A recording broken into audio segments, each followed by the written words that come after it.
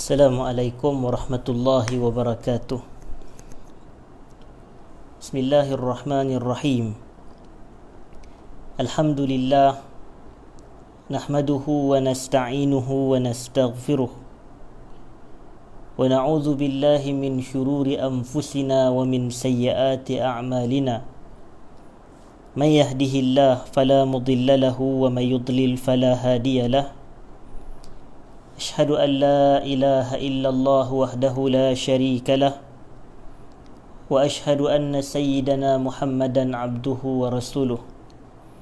اللهم صل وسلم وبارك على حبيبنا وسيدنا محمد وعلى آله وأصحابه أجمعين أما بعد.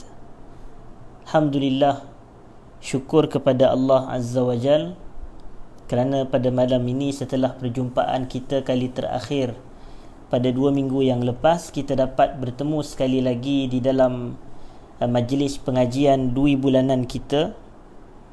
Dan pada malam ini, sebelum saya memulakan majlis perbahasan kita, maka suka untuk saya menantikan komen-komen daripada tuan-tuan yang mendengar pada waktu ini, sama ada suara saya jelas ataupun tidak terlebih dahulu, sebelum saya memulakan kuliah dan perbahasan kita pada malam ini. Jadi saya menanti komen-komen daripada sahabat-sahabat sekalian, penonton-penonton daripada mana semua hadir. Dan sebelum kita akan mulakan perbahasan kuliah kita, sambungan daripada majlis yang lepas. Baik.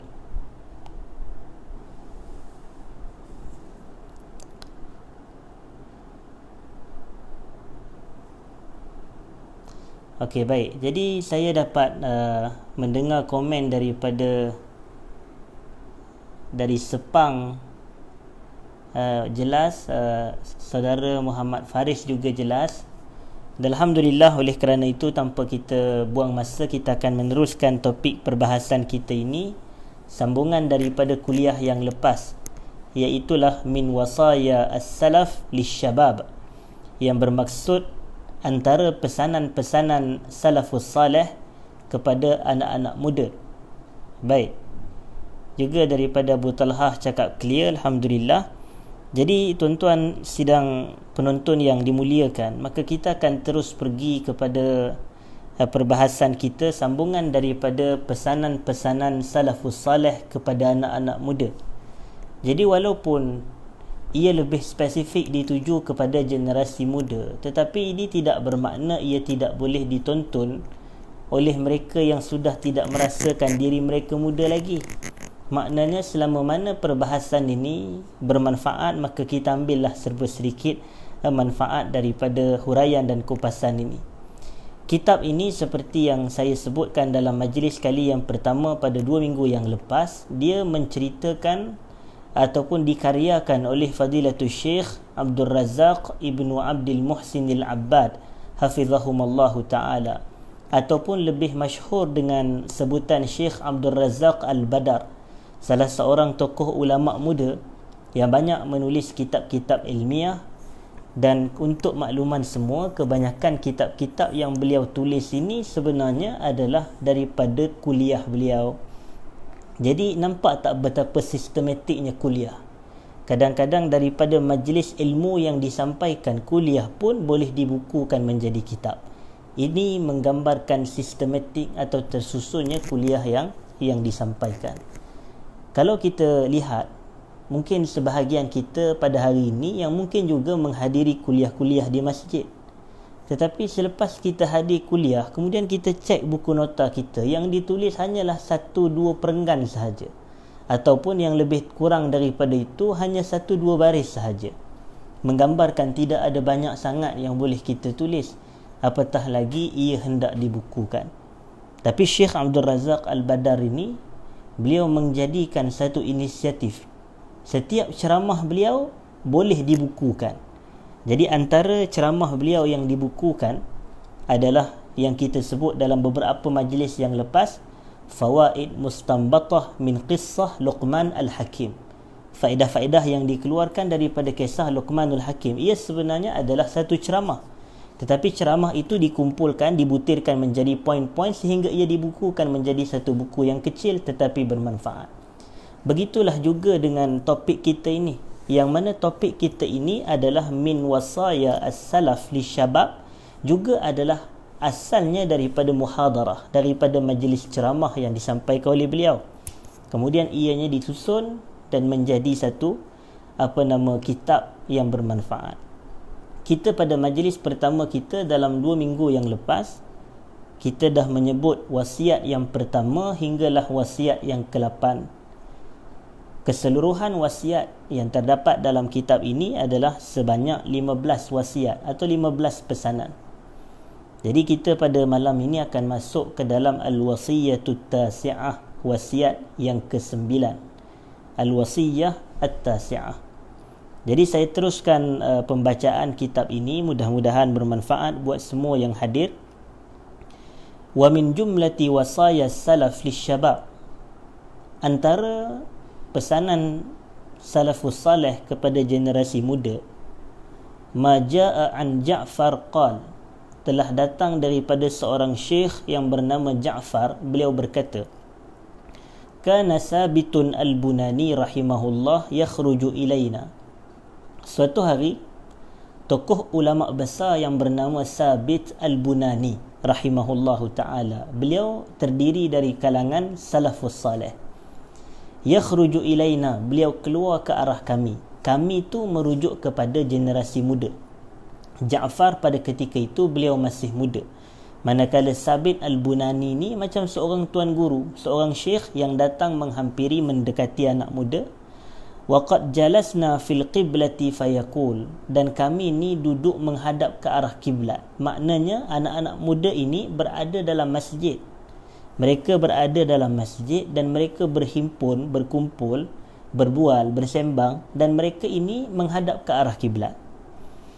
Lalu Sabit al-Bunani dia bagi satu teguran kepada anak muda, atau dia menyapa anak-anak muda tersebut. Beliau berkata apa? Ya ma'asyiras syabab, wahai generasi muda. Dia kata, wahai anak-anak muda, dia kata, hiltum baini wa baina rabbi an asjuda lahu.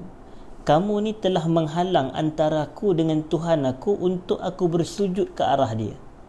Yang ni maknanya mereka ni bermajlis dalam masjid, yang mana Sabit al-Bunani ni bila dia masuk masjid, dia nak salat, dia nak ibadat, dan salat itu menghadap ke arah kiblat.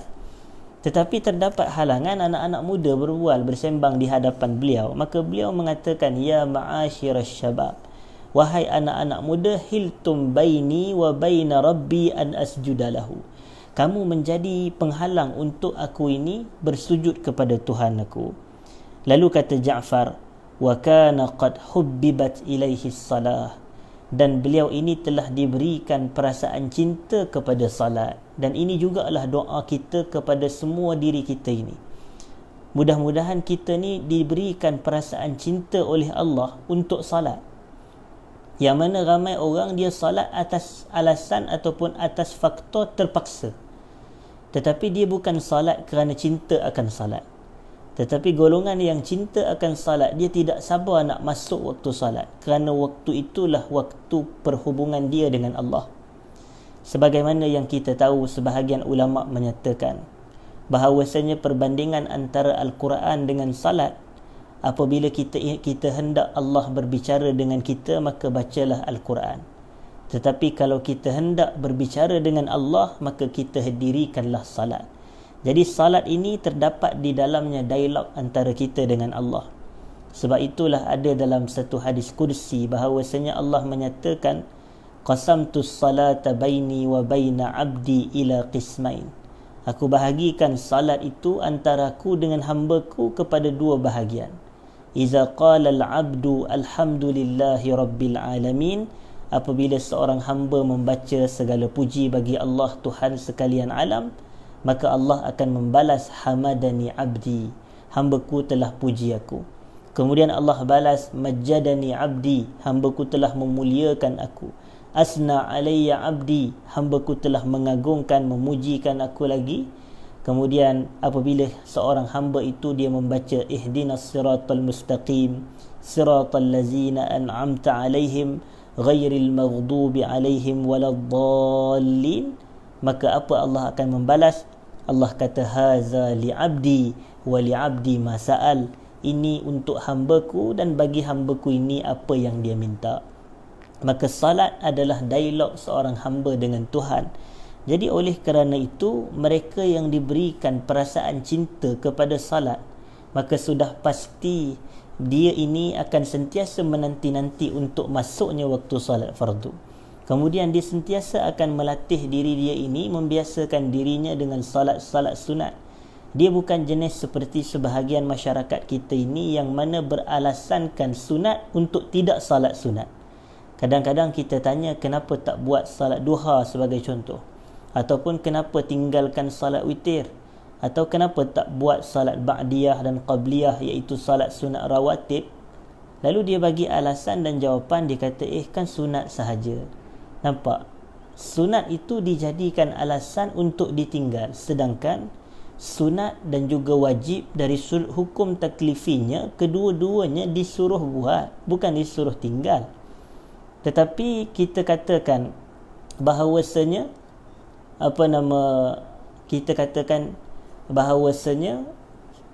sunat bukannya disuruh tinggal. Saya malam ni agak unik sebab saya dapat baca pula di inbox ini ataupun di ruangan reply ni saya dapat baca. Jadi saya tengok satu persatu tu, mungkin kadang-kadang saya agak distract sikit, dan ada satu persoalan daripada Abu Sahida, apakah bapa tiri termasuk dalam mahram kita? Jadi kita kata kalau dia perempuan, maka bapa tiri dia suami kepada ibu dia adalah mahram dia. Jadi dia boleh bersalaman dengan bapa tiri dia. Jadi bapa tiri juga termasuk dalam mahram kerana dia adalah suami kepada ibu. Jadi ini selingan sahajalah. Saya tak berniat nak menjawab persoalan di sini, tapi dah kebetulan ada yang tanya, kemudian saya dapat lihat, jadi saya jawab. Jadi berbalik kepada poin kita ini tadi, mudah-mudahan Allah rezekikan kita perasaan cintakan kepada salat, sama ada yang wajib ataupun salat sunat. Jadi salat sunat tidak boleh dijadikan alasan untuk ditinggal hanyalah semata kerana ia sunat. Tetapi kita perlu jelas yang mana salat-salat sunat ni disuruh buat, ataupun ibadat sunat disuruh buat, bukan disuruh tinggal. Yushiru rahimahullah ila anna ba'da asy-syabab alladhina yaltaquna wa yajtami'una fil masjid wa yastaghilluna fursata liqa'ihim bi asdiqaihim fil masjid bil ahadisil janibiyah. Maknanya Sabit Al-Bunani ni dia nak bagi satu isyarat kepada sebahagian anak muda yang mana mereka ni berkumpul, bertemu dalam masjid. Kemudian mereka memanfaatkan tempoh pertemuan tersebut dengan menceritakan perkara-perkara luaran. Al-ahadis al-janibiyah, maknanya perkara-perkara luaran yang tak ada kaitan dengan ibadat. Dia sekadar tanya, kau buat apa sekarang ni? Contoh, sekarang ni belajar mana? Sekarang ni bekerja di mana? Contohnya begitu. Jadi kita katakan bahawasanya ini adalah perbualan-perbualan yang tidak ada orang kata keutamaan ataupun tuntutan di dalam masjid. Ni dipanggil sebagai al-hadisul mubah di dalam masjid. Ni perbahasan al-hadis al-mubah, ucapan-ucapan yang diharuskan. Nak kata ia wajib pun tidak, nak kata ia sunat pun tidak, nak kata ia makruh pun bukan, nak kata ia haram pun bukan. Tetapi dia sekadar macam contoh orang bertemu sesama jemaah, apa khabar, sihat ke, macam tu. Anak dah berapa orang, kata sekarang ni dah pencen ke. Yang ni semua hadis-hadis yang mubah. Maknanya perbualan-perbualan yang mubah. Tetapi kalau ada anak muda yang bertemu dalam masjid kemudian bersembang apa semua, maka wa yakunu ila jiwarihim man ja'al masjid liya'budallah wa yatma'inna fi salatihi wa yakhsha' fayahuluna bainahu wa baina salatihi. Lalu bila dia bersembang dengan kawan-kawan dia, maka di sekeliling itu ada orang yang datang masjid tujuan untuk ibadat, tujuan untuk salat, dan dia nak mencapai ketenangan dan khusyuk di dalam salat. Lalu kadang-kadang apabila yang bersembang ini, maka akan menghalang antara orang itu dengan ibadatnya. Falahum ishtaghalu fil masjid bil ibadati wa dzikri lillahi azza wajal. Tapi anak-anak muda ini tidak pula mengisi masa lapang mereka dalam masjid itu dengan ibadat, dengan zikrullah. Jadi kita katakan oleh kerana itu, walahum taraku man ja'a liya'budallah fil masjid ay yastaghila bil ibadah wa yuqbila 'alaiha. Dan dalam masa yang sama, dahlah mereka tak beribadat, tak zikir kepada Allah dalam masjid, Tapi dalam masa yang sama mereka macam seakan memberi gangguan pula kepada orang lain yang nak untuk beribadat oleh kerana perbualan, bersembang dan seumpamanya. Jadi ini ditegur oleh Sabit Al-Bunani kepada anak-anak muda. Anak-anak muda kalau masuk masjid, kalau boleh jangan bersembang dalam masjid sehingga mengganggu orang lain untuk ibadat. Tapi dah kalau kita kata waktu itu tidak ada orang lain dalam masjid melainkan semuanya ada majlis usrah sebagai contoh, yang ini tidak mengapa. Walihada, oleh kerana itu, famimma yahtaju ayatanabbaha lahu syab mura'atu hurmatil masjid. Antara perkara yang anak muda perlu ambil perhatian adalah meraihkan kehormatan dan kemuliaan masjid dan meraihkan kedudukan ahli masjid. Maknanya bukanlah nak kata ahli masjid ni, maksud saya adalah ahli masjid ni mereka yang ibadat dalam masjid, mereka yang beribadat dalam masjid.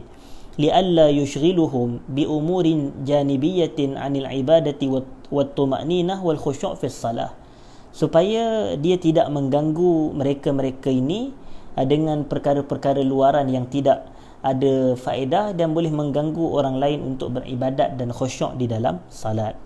Kemudian kata penulis kitab, nahika amma istajadda fi hadha az-zamani min wasail al-ittisal allati yahmiluha asyabu fi jaybih. Aku memberi amaran kepada kamu terhadap perkara yang moden pada zaman ini dari sudut wasail al-ittisal, iaitu alat-alat perhubungan, dalam bahasa mudahnya handphone, telefon bimbit, allati yahmiluha asyabu fi jaybih, yang dibawa oleh anak muda dalam poket dia letak dalam poket seluar ataupun dalam poket baju sebagai contoh. Farubbama ashghala an-nasa fi salatihim bi ranini hatifi, kadang-kadang boleh mengganggu manusia dengan bunyi telefon dia. Sebab itu penting untuk kita ini, antara fiqh kita ni dalam salat, sebelum salat pastikan mode handphone tu silent sebagai contoh, ataupun kita offkan phone kita ini. Kadang-kadang ada sebahagian orang, dia sudahlah phone dia tak silent, kemudian off apatah lagi, kemudian dia letak di tempat sujud dia. Bila dia terletak di tempat sujud, kebetulan takdir Allah waktu tu lah orang telefon. Biasanya macam tu lah, biasa kita tengah lapang-lapang ni tak ada siapa telefon pun. Tapi bila letak di atas lantai tu, kita tengah Allahu Akbar, tengah salat, imam pula boleh jadi baca panjang. Jadi oleh kerana itu, tiba-tiba bunyi telefon. Jadi nada dering kita, ringtone kita ni pun kadang-kadang orang kita ni boleh tahan juga. Ada lagu dangdut, ada lagu Hindustan, ada lagu macam-macam lagu lah. Jadi lagu-lagu yang bahaya tu orang kata hati-hati. Jadi kalau dia kata dia dah tahu yang handphone dia memang dia punya ringtone dia tu bunyi lagu tak apa-apa yang pelik sampai boleh mengganggu. Jadi orang inilah paling kena hati-hati. Sebelum salat pastikan silent phone ataupun offkan telefon tersebut.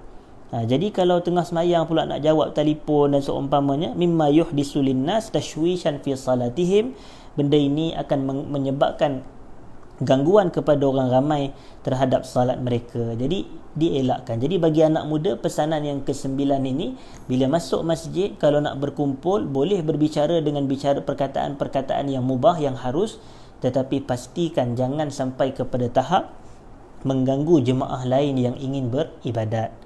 Kemudian kita pergi kepada wasiat yang ke-10, al-wasiyatul ashirah.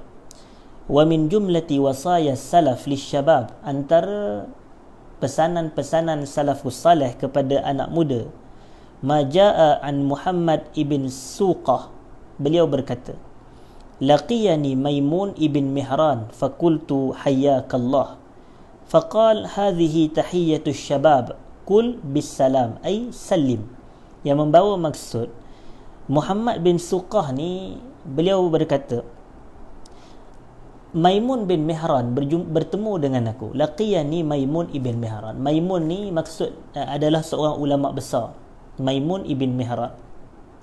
Ada satu riwayat yang saya baca, Maimun ibn Mihran ini kana najjaran. Dia asalnya adalah tukang kayu.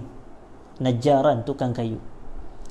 Beliau ni bila tukang kayu ni, dia adalah kayu penukul. Dia nak tukang kayu tersebut, ini biasa. Beliau ini dalam kitab tersebut menceritakan bahawasanya setiap kali beliau ataupun satu hari ketika beliau angkat kayu ataupun angkat penukul kayu itu, beliau mendengar azan. Dia kata dia dengar azan. Bila dia dengar azan, dia tak teruskan ketukan buat kali yang berikutnya. Sebaliknya dia letakkan mitrakah, dia letakkan penukul itu, lalu dia pun bersegera bergegas pergi menyahut panggilan azan. Yang ni kita kata ajaib. Masya Allah, Najjar, tukang kayu. Bukan ustaz, bukan mufti, bukan ulama, bukannya kita katakan apa dia, tapi pada waktu itu kana najjaran, dia seorang tukang kayu. Tapi bila dia dengar azan berkumandang, dia tinggalkan mitrakah, tinggalkan penukul itu, segera dia pergi menghadiri salat.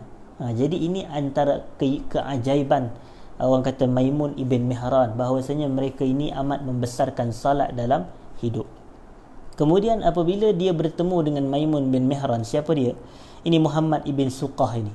Bila dia bertemu, maka Muhammad ni dia kata kepada Maimun bin Mihran, dia kata hayyakallah. Dia kata hayyakallah ni kan memang ucapan orang-orang Arab. Allah yuhayyik, hayyakallah, maknanya dia lebih orang kata ucapan-ucapan aluan lah. Dia macam ucapan-ucapan apa khabar, macam tu lah lebih kurang. Hayyakallah, macam dia tegur hayyakallah. Kemudian Maimun bin Mihran ni dia kata hazihi tahiyatus syabab. Ini adalah ucapan anak-anak muda, dia kata. Maknanya budak-budak muda yang cakap begini. Tetapi dia kata kul bis salam, akan tetapi ucapkanlah lafaz salam. Maknanya kalau nak tegur orang, mulakan dengan ucapan assalamualaikum. Ya ai salim, maknanya ucapkanlah dengan lafaz salam. Kemudian kata penulis kitab, wa fil hadis anin nabiy sallallahu alaihi wasallam, daripada Nabi sallallahu alaihi wasallam, man bada'a bil kalam qabla salam fala tujibu. Sesiapa yang memulakan ucapan dengan cakapan, dia memulakan perbualan dengan perkataan qabla salam, sebelum dia memberi salam, fala tujibu, janganlah kamu menyahut atau menjawab seruan salam dia itu ataupun panggilan dia itu. Wa qauluhu rahimahullah. Hadis ini hadis riwayat Ibnu Sunni dalam kitab Amalul Yaum wal Lailah, dan ia dinilai sahih oleh Syekh Al-Albani rahimahullahu taala. Wa qauluhu rahimahullah, kata-kata Maimun rahimahullah ini, hazihi tahiyatus syabab, ucapan hayyakallah, Allah yuhayyik, contoh. Maknanya itu Allah yuhayyik itu jawapan balas balik. Orang kata hayyakallah, macam contoh dia kata ai anna ba'd asy-syabab tastatibu nufusuhum naw'an min at-tahiyyah. Dia kata biasalah budak-budak muda ni, dia akan tenang jiwa mereka ni dengan dia punya ucapan aluan dia.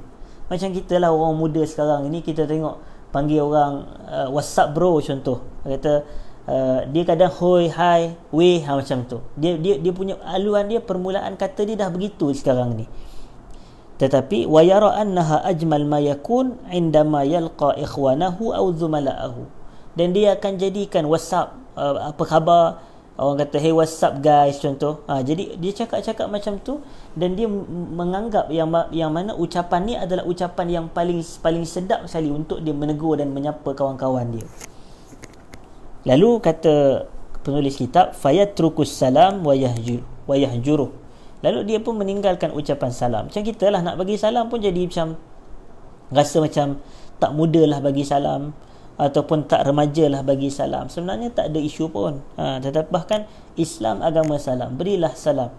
Sebab itu kata Nabi alaihi salatu wassalam, la tadkhulul jannata hatta tu'minu wa la tu'minu hatta tahabbu, afala adullukum ala syai'in idza fa'altumuhu tahabbtum, ataupun ala adullukum ala syai'in idza fa'altumuhu tahabbtum. Maka Nabi sallallahu alaihi wasallam mengatakan, afshus salama bainakum, sebarlah salam sesama kamu. Kamu takkan masuk syurga sehingga kamu beriman, kata Nabi. Kamu takkan beriman sehingga kamu berkasih sayang. Tahukah kamu bagaimanakah cara nak menimbulkan kasih sayang sesama kamu? Maka Nabi SAW mengatakan, afshus salama bainakum. Bayangkan, dengan memberi salam, umat Islam timbul kasih sayang. Apabila adanya kasih sayang sesama umat Islam, itulah zahir keimanan dalam jiwa mereka. Dan apabila mereka itu beriman, itu akan menyebabkan mereka masuk ke dalam syurga Allah Subhanahu wa ta'ala. Lalu kata penulis kitab, wa yabda'u bi ba'di at-tahiyyat allati raghiba fiha wa mala ilaiha.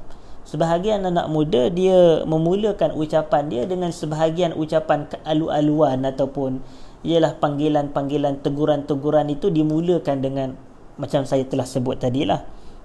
Farubbama iqtasara 'alaiha wa taraka as-salam. Dan kadang-kadang mereka ini hanya membataskan dengan beberapa ucapan tu je. What's up bro? Hello, hi, apa khabar? Macam tu sahaja dia punya aluan dia. Lalu dia meninggalkan ucapan salam. Wa rubbama ata bis salami ba'daha. Kadang-kadang dia bagi salam juga, tapi salam tu datang kemudian. Macam kita kata hai, assalamualaikum. Nampak? Dia mulakan dengan hai dahulu, tapi assalamualaikum tu dilewatkan. Jadi sepatutnya ataupun hello, assalamualaikum, macam tu. Tapi kadang-kadang dia tak mulakan dengan salam. Jadi sepatutnya ia dimulakan dengan salam. Saya ingatlah masa saya belajar dahulu di sekolah menengah saya lah, ustaz saya selalu menasihati, dia kata assalam qabla al-kalam. Salam ni sebelum memberikan ucapan. Maknanya sebelum nak bercakap, bagilah salam terlebih dahulu. Kemudian hadirin dan hadirat sidang penonton yang dimuliakan, al-wasiyatul hadiyah al-asharah ataupun al-wasiyatul hadiyata asharah. Wasiat yang ke-11. Wa min jumlati wasaya salaf lisyababi aidan, antara pesanan-pesanan salafus salih kepada anak muda juga, ma jaa an abil malih qal, suatu riwayat yang datang daripada Abu al-Malih, beliau berkata, qala lana Maimun ibn Mihran wa nahnu haulahu. Maimun bin Mihran berkata kepada kami dan kami ni berada di sekeliling beliau. Maimun ni kita tahu, macam saya sebut, adalah tokoh yang sama sebelum ini yang berbincang dengan Muhammad ibn Suqah itu. Maimun ni lelaki, maknanya nama lelaki. Kadang ramai orang kita terkeliru, dia ingat Maimun nama perempuan. Kadang mungkin di kawasan kita boleh jadi, tapi di negara Arab Maimun merujuk kepada orang lelaki. Macam tu juga Rabi'ah. Rabi'ah ni kalau masyarakat kita ni orang perempuan lah, tapi sebenarnya Rabi'ah adalah lelaki. Nanti kita akan jumpa. Begitu juga Maisarah sebagai contoh juga adalah lelaki yang mengikut Nabi SAW memperdagangkan harta perniagaan Khadijah bintu Khuwailid itu di negara Syam.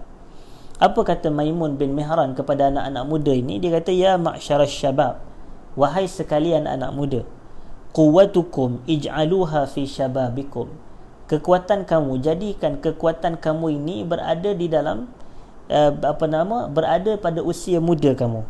Wa nasyatukum fi ta'atillah. Ketika kamu ni masih cergas. Nasyat ni cergas. Kecergasan kamu ni ij'aluha fi ta'atillah. Itulah maksud dia.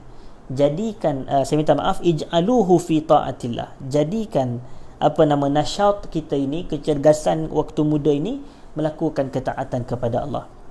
Kemudian Maimun bin Mihran ini dia bagi juga satu kata-kata nasihat kepada generasi orang tua yang ada juga di sekeliling beliau buat waktu itu. Ya ma'syarai syuyukh, wahai orang tua, dia kata, hatta mata, sampai bila lagi? Itu maksud dia.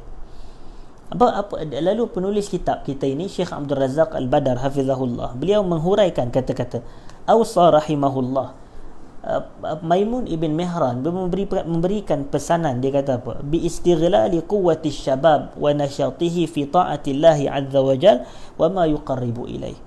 Beliau memberi pesanan kepada anak-anak muda supaya memanfaatkan kekuatan yang ada pada usia muda ini. Bila usia muda ni otot-otot masih sihat, anggota masih cergas, mata masih nampak, telinga masih kuat, lidah kita pun masih baik, orang kata teratur ucapan, maknanya gigi tu masih ada lah, kalau tidak tak teratur pula ucapan kita. Kemudian cergas, kaki boleh melangkah ke sana ke sini, jadi tangan masih boleh mengguna untuk menaik, menulis dan seumpamanya, mata tak rabun. Jadi ini kita katakan antara manfaat besar yang ada pada usia muda. Lalu gunakan kecergasan, kekuatan, kesihatan yang ada pada usia muda itu fi ta'atillah, pada ketaatan kepada Allah, wa ma yuqarribu ilaih, dan perkara yang mendekatkan diri kita ini kepada Allah Subhanahu wa taala. Ada soalan sebenarnya tuan-tuan daripada saudari Lia Kamilia. Assalamualaikum. Waalaikumsalam. Ada orang kadang bila berceramah mulakan dengan doa atau ayat Quran baru bagi salam? Mana lebih afdal? Macam kita sebut tadi, bila adanya riwayat yang dikatakan di sini, man bada'a bil kalam qabla salam fala tujibuh. Yang ni adalah hadis yang sahih. Cuma kita kata dari sudut prioritinya, mulakan dengan memberi salam. Macam kalau esok hari Jumaat. Esok hari Jumaat khatib dia akan naik ke atas mimbar. Biasa khatib ni memang dia akan Assalamualaikum warahmatullahi wabarakatuh. Kemudian dia duduk.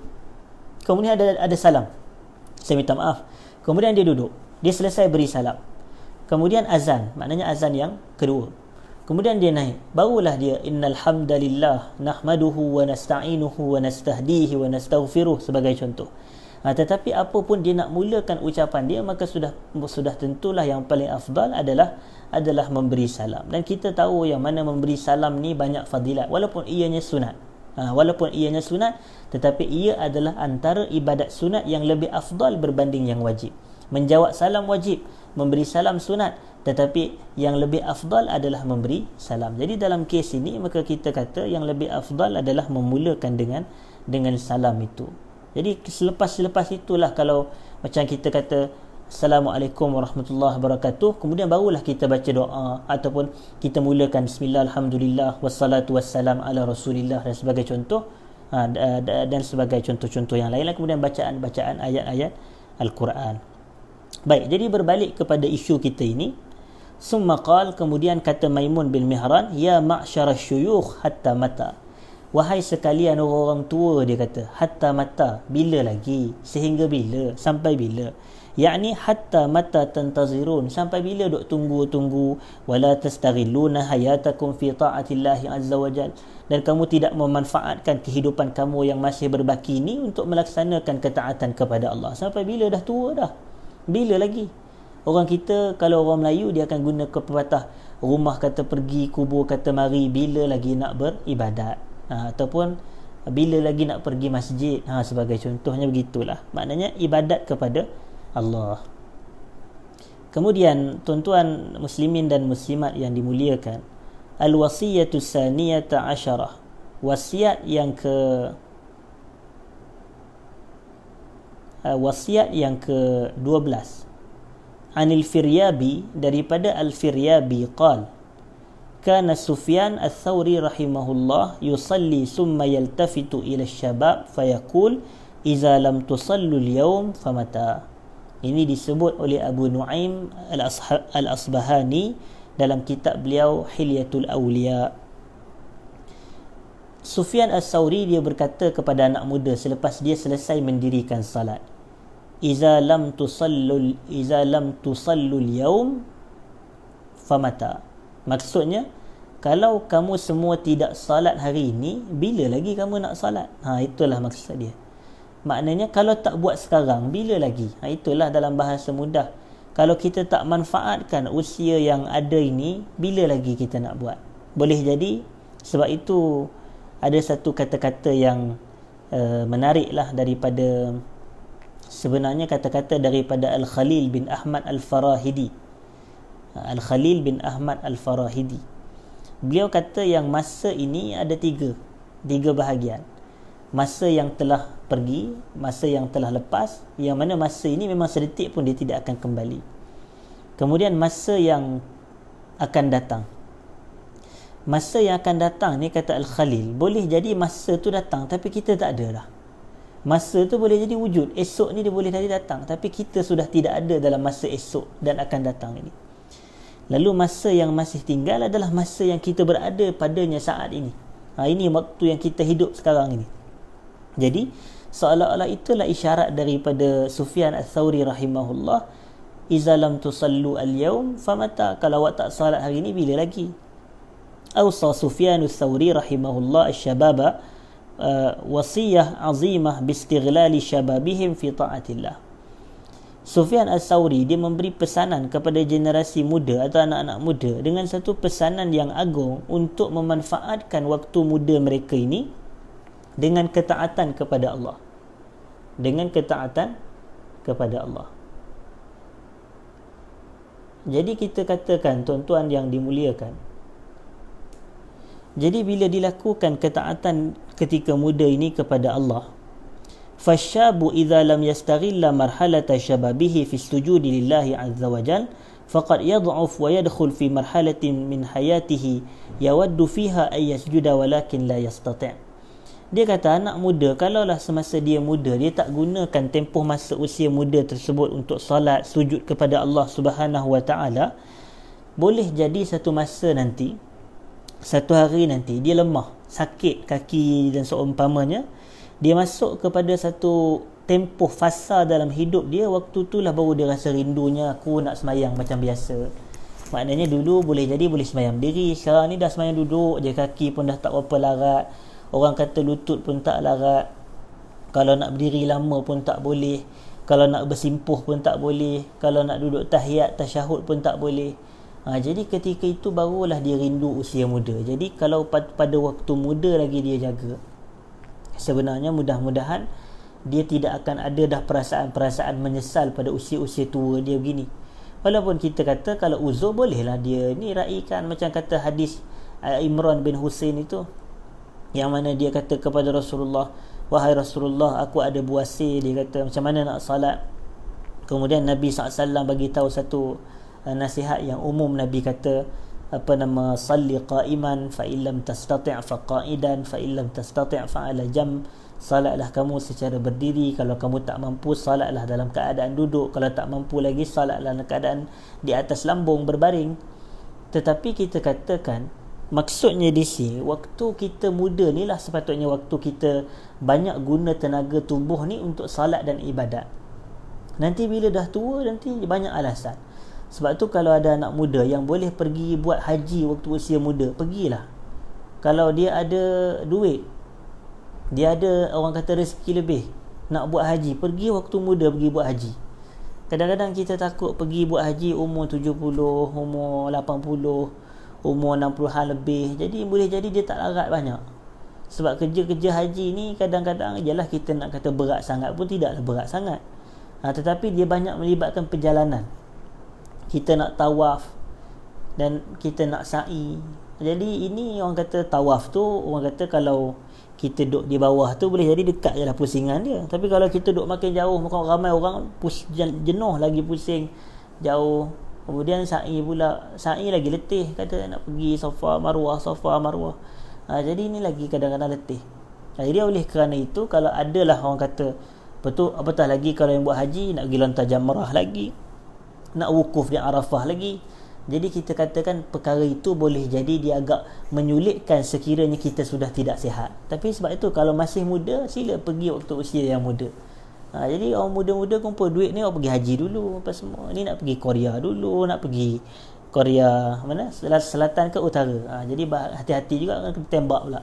Jadi oleh kerana itu kita katakan, maknanya janganlah pergi ke tempat-tempat yang kadang-kadang orang kata yalah boleh lah, bukan nak kata hukum dia haram, tapi kadang-kadang kita banyak dahulukan yang lain-lain lagi instead of kita dahulukan umrah ataupun haji dan seumpamanya. Kemudian dia sampai kepada usia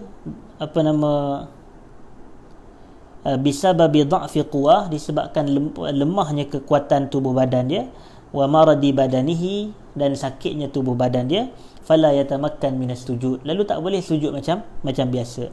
Ni orang-orang yang ada cuba tanya orang-orang yang ada masalah solat duduk atas kursi.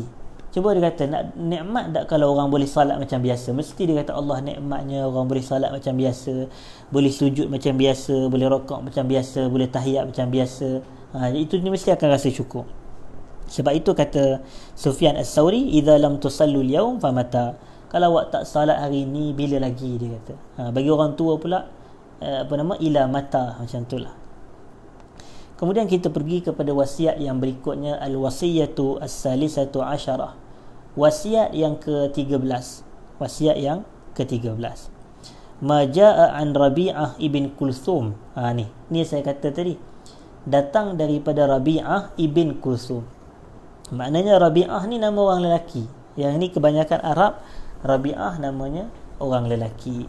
Sebab itu guru Imam Malik kan ada nama Rabi'atul Ra'i itu, Rabi'ah ibnu Abi Abdurrahman.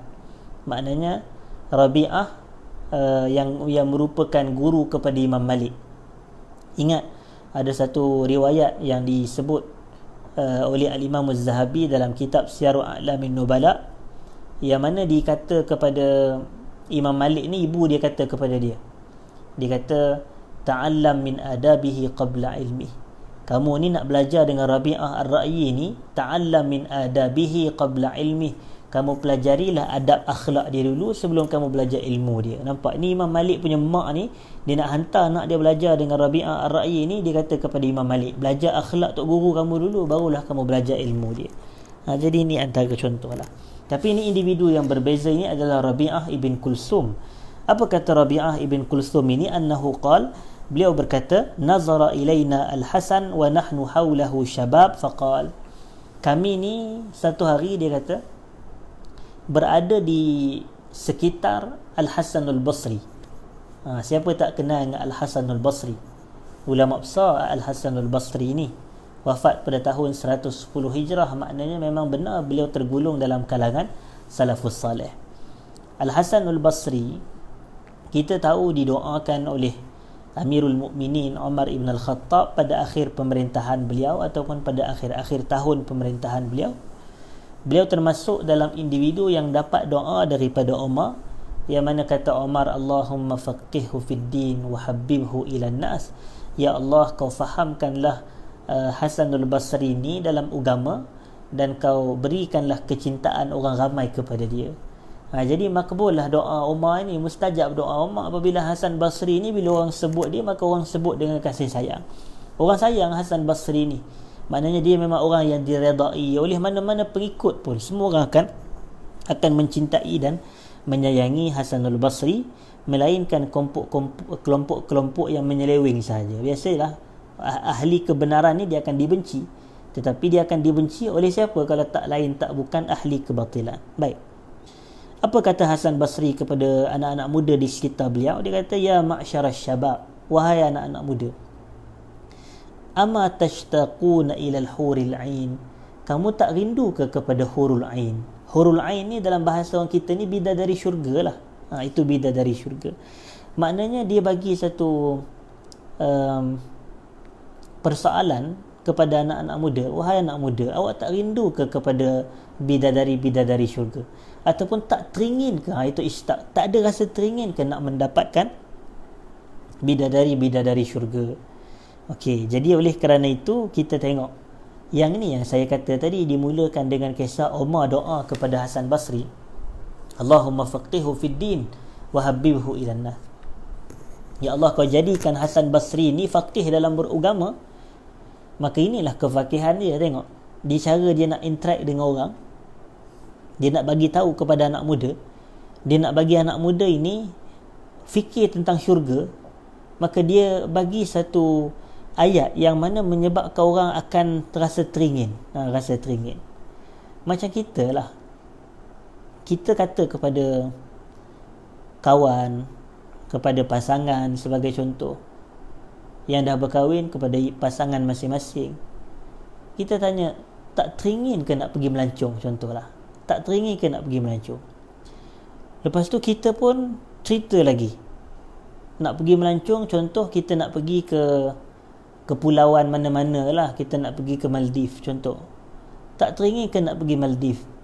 Maldives ni tengok dia punya kawasan pulau cantik, air dia pun orang kata cerah, air dia nampak lah, kita nampak ikan jerung kat dalam tu, contohlah.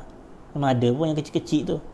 Jadi kita kata tak teringin ke nak pergi? Lepas tu kita pun hari-hari lah tunjuk, inilah banyak lagi orang kata benefit kalau kita pergi waktu ini, ada banyak kelebihan dengan tiket murah, dengan apa-apa bla bla bla.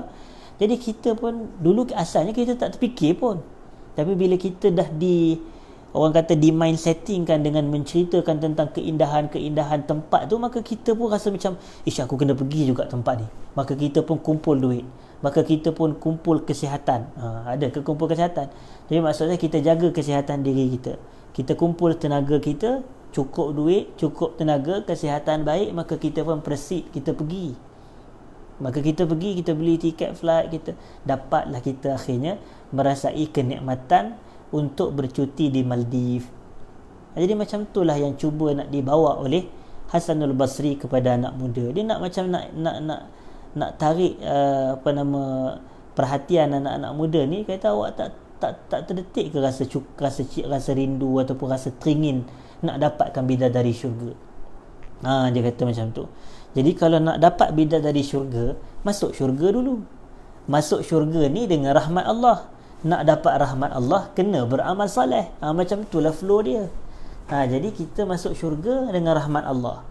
Lalu kalau macam mana nak tarik rahmat Allah pada kita? Rahmat Allah diperoleh dengan cara kita ibadat, kita buat amal soleh. Jadi kalau awak nak dapat ni, maka kalau nak pergi Maldives tu kena usaha, bekerja, kumpul duit, tenaga, kesihatan yang baik, peralatan dah prepare apa semua. Maka macam tu juga nak masuk syurga. Maka kita kata nak masuk syurga, dia ada preparation dia. Maka cara kita prepare dengan amal soleh. Jadi itulah yang kita sebutkan, antara diberikan gambaran kelazatan dan keistimewaan syurga untuk diusahakan ke arah hal tersebut. Sebab itu kata penulis kitab, dia memuji, dia kata haza iltifatun badi'un minal Imam al-Hasan al-Basri. Ini adalah iltifat, satu maknanya macam bukanlah distraction, tapi macam dia nak tarik, dia kata nak tarik attraction itu. Itu istilah yang lebih tepat. Dia nak tarik perhatian anak muda, dia kata yang kemas daripada Hasan al-Basri. Yuzakkiru fihi syab bi na'imil jannah. Dia memberi peringatan kepada anak muda terhadap nikmat syurga. Wa ma fiha min malazzat wa masarrat, dan apa yang terdapat dalam syurga daripada kelazatan syurga dan kegembiraan-kegembiraan yang ada di dalam syurga. Wallati minhal hurul ain hisan. Maknanya dalam syurga ni adanya bidadari syurga yang cantik-cantik. Liyatajaddad bidzalika an-nashat wasyauqa ila al-jannah. Maka kita akan rasa sungguh cergas dan kita akan rasa rindu nak masuk ke dalam syurga dan mendapatkan segala nikmat yang ada di dalam syurga. Wa idza qama hadha fi qalbi syab dafa'ahu ba'da tawfiqillah ta'ala ila al-ijtihad fi a'malil akhirati was-sa'yi laha, wallahu ta'ala yaqul wa man arada al-akhirata wa sa'a laha sa'yaha wa huwa mu'min fa ulaika kana sa'yuhum mashkura. Jadi apabila dalam hati anak muda ini telah ada perasaan yang membawa ataupun mendorong dia untuk mendapatkan bersungguh mendapatkan akhirat ataupun mendapatkan syurga, maka Allah Ta'ala menyebut wa man arada al-akhirata wa sa'a laha sa'yaha wa huwa mu'min fa ulaika kana sa'yuhum mashkura.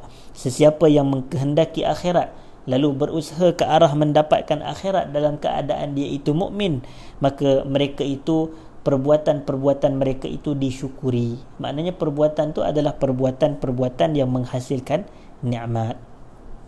Kemudian kita pergi kepada wasiat yang ke-14, Ar-Rabi'atu Asyarah. Ma jaa 'anil Hasan al-Basri aidan. Daripada Al-Hasan al-Basri juga. Ini ulama besar. Orang kata Al-Hasan al-Basri ni ulama yang faqih, yang wara', yang zuhud.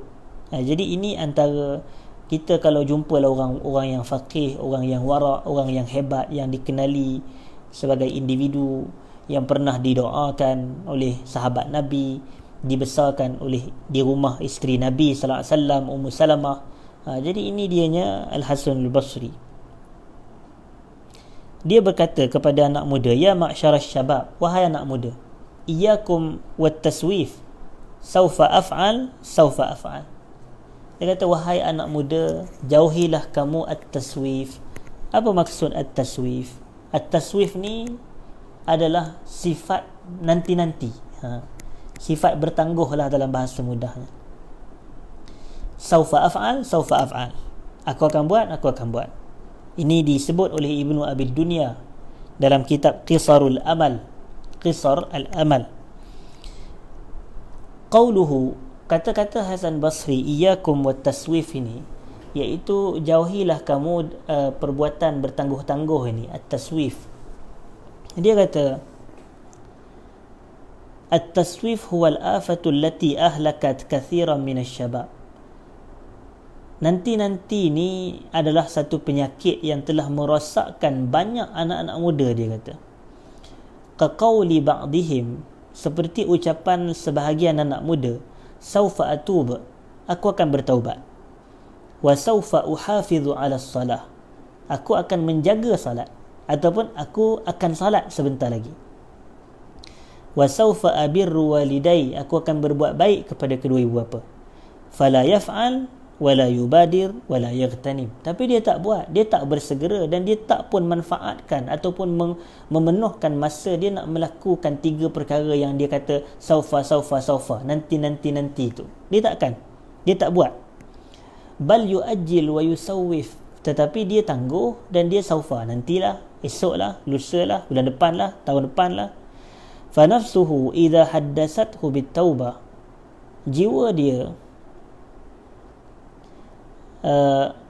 dia ini, nafsuhu idza haddasathu bitaubah, kalaulah jiwa dia mengajak kepada dia untuk dia bertaubat, au bil muhafazati ala salah, ataupun untuk menjaga salat, wa ghairi dhalik, ja'athu hadhihi al-afah, maka datanglah penyakit ini, wasrafathu an hadzal khair, dan mengalihkan dia daripada kebaikan ini.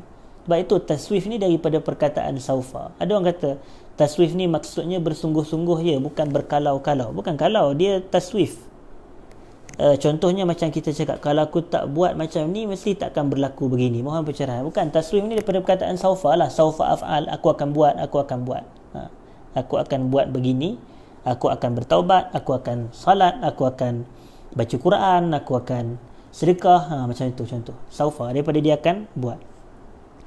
Lepas tu dia kata di sini wala yazalu yusawif, tapi dia tu sentiasa lah duk taswif, tangguh lagi, akan buat nanti dulu, hatta tafutahu barakah asy-syabab, hatta tafutahu barakatus syabab, sehinggalah keberkatan waktu usia muda ni hilang, melepasi dia. Okey, wa rubbama ajjala ba'duhum at-taubah ila ay yasila ila umurin ma min hayatihi fatabghathu al-maniyatu qabla ay yasila ila dhalika al-umur. Ada orang dia bertangguh-tangguh untuk bertaubat, sehinggalah dia kata macam dia ada dia punya target, aku 75 aku nak bertaubat. Rupanya tak sampai umur 75 dia mati dulu dah. Mati yang lebih awal datang kepada dia sebelum dia sempat bertaubat. Kemudian kita pergi kepada perbahasan yang, ataupun saya minta maaf, poin yang terakhir. Wasiat yang ke-15. Wasiat yang ke-15 ini adalah pesanan yang terakhir.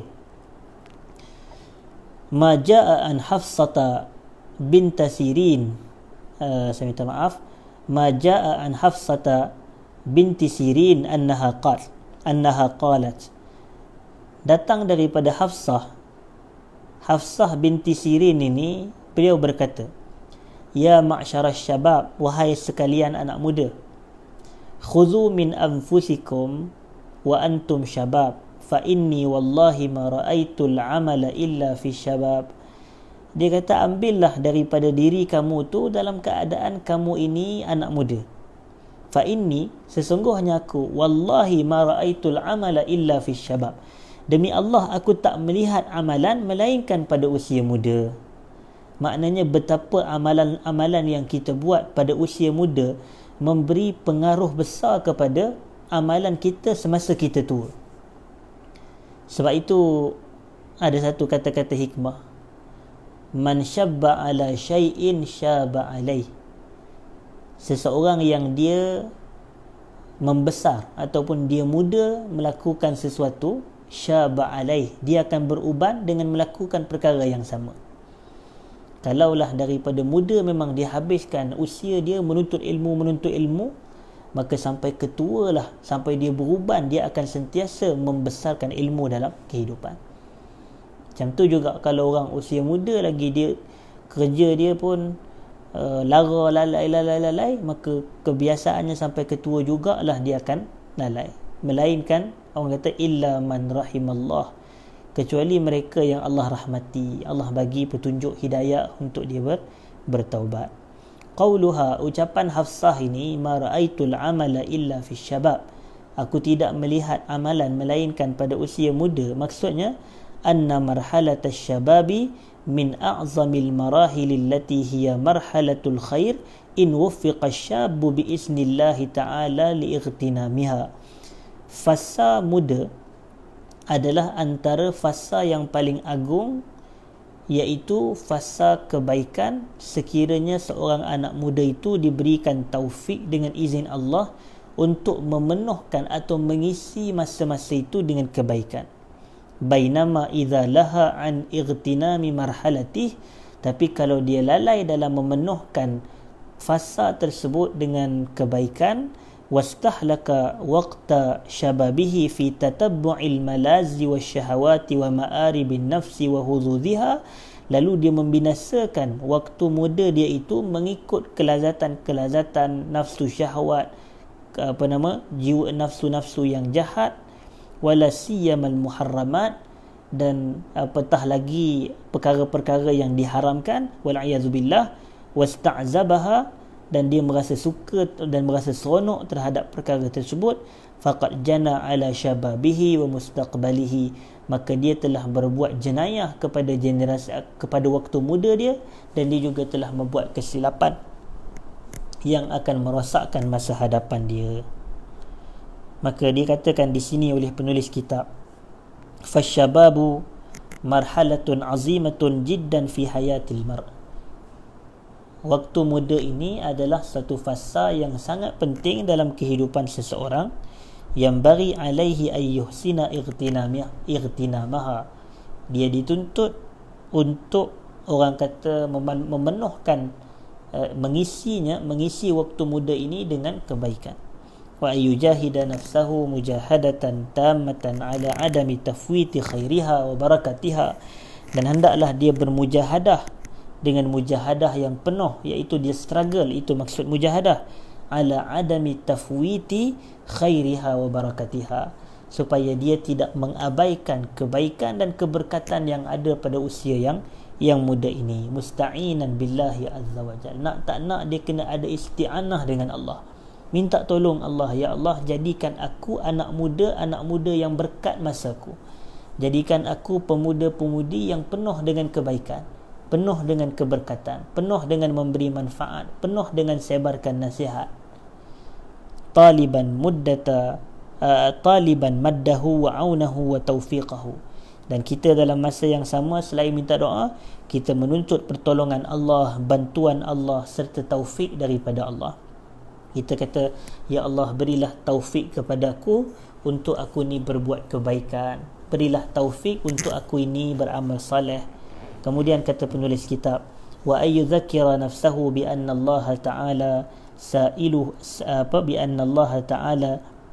sa'iluhu an hadhihi al-marhalati su'alan 'aziman yawma yalqah, dan dia kena sentiasa mengingatkan diri dia bahawasanya Allah akan tanya kepada dia, macam kita sebut dalam hadis yang wasiat yang pertama, iaitu Allah akan tanya an syababihi, terhadap usia muda dia, dengan apakah dia penuhkan usia mudanya, dengan kebaikan atau dengan keburukan.